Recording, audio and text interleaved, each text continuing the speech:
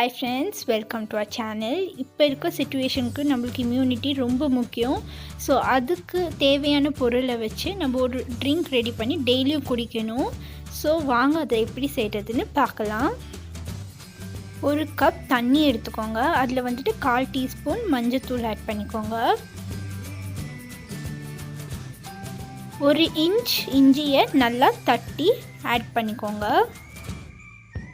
இப்போ நல்லா கலந்து விட்டுட்டு 1 டீஸ்பூன் பெப்பர் அதையும் நல்லா இடித்து ஆட் பண்ணிக்கோங்க. இப்போது 1 இன்ச் பட்டையை நல்லா பவுட்ரு பண்ணி ஆட் பண்ணிக்கோங்க. இப்போ நல்லா கொதிக்கட்டும்.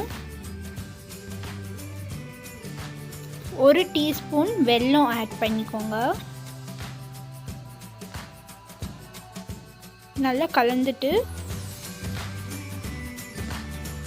இப்போ 1/2 டீஸ்பூன் ஹனி ஆட் பண்ணிக்கோங்க. ஒரு பாதி வெத்தலை ஆட் பண்ணிக்கோங்க.